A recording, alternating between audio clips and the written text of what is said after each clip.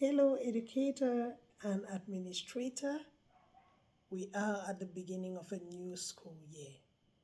I know that we have prepared our lesson plans and our strategies in order to face the challenges and the triumphs that this year will bring for us. But what if we took a minute to redefine what success looks like in our classrooms? For too long, we have measured our students and ourselves by one single metric: grades, test scores, academic outputs. But don't you think we've forgotten a simple yet a very profound truth? That students learn from people that they feel connected to. My little daughter in nursery school, to my little daughter in nursery school, her teacher is the most important person. And children can only thrive in environments where they feel seen, heard, and understood. Don't you want to feel seen, heard, and understood?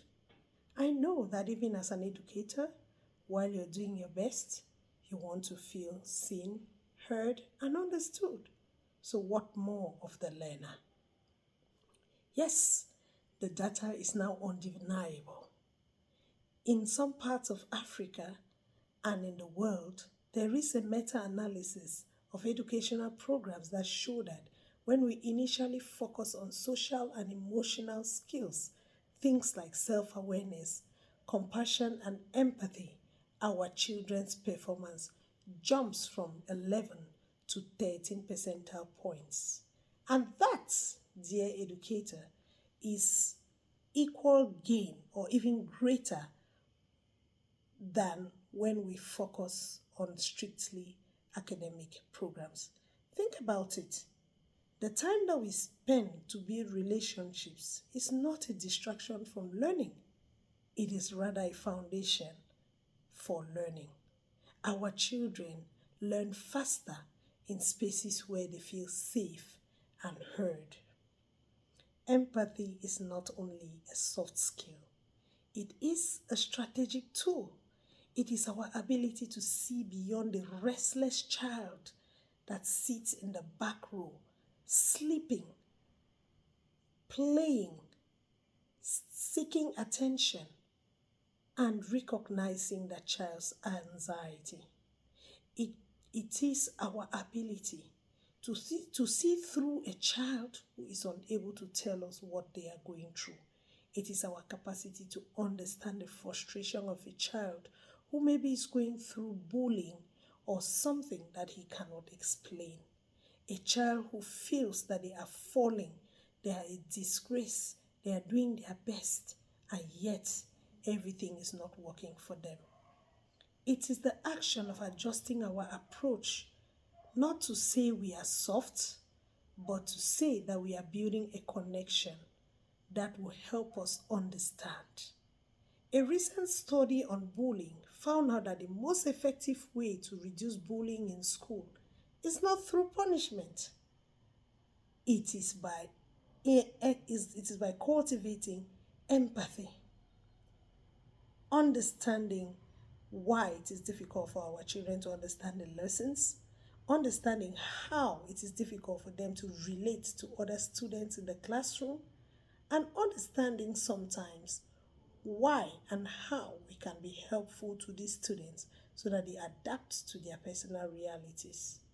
When students develop the capacity to feel for their peers and build networks between themselves, the whole social ecosystem changes for good. Bullies lost their power when no one has time to listen to them. And dear educators, this is the power that you hold in your hands. As a teacher or as an educational administrator, you are not just a dispenser of knowledge. You are an architect of building belonging. You may be the first person to make a child to truly feel heard, seen, and cherished. You can also be the one to break the cycle of fear and disengagement. in your student.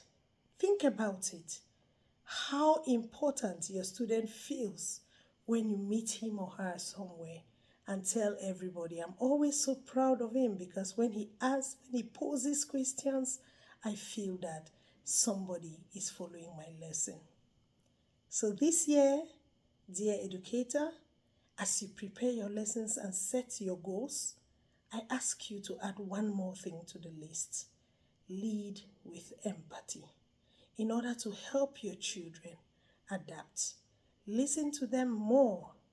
Give them not only your ears, give them your eyes, give them your heart, and be ready to genuinely understand them.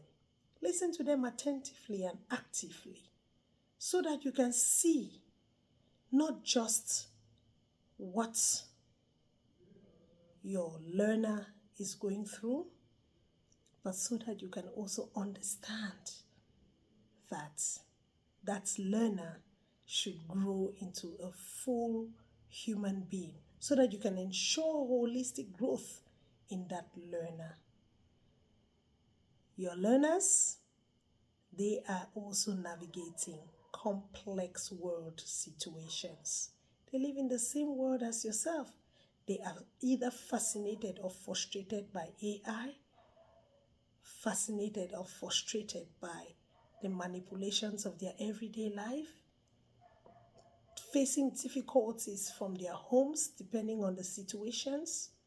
Other times they're far too excited, they don't know how to express themselves. Think of children who go through peer pressure. They happen to do things that they don't want to do. Some of them take drugs just to tell their friends, their peers, that they fit in the situation where they find themselves. Give them your heart, give them your ears, give them your eyes, and even your hands, so that you can help them, so that you can help build them. When you teach with empathy, you don't just improve on grades. You change the lives of human beings. You equip human beings with resilience. You help them to face challenges and you build compassion in them. And by so doing, you're building a better community. Have a wonderful year, dear educator.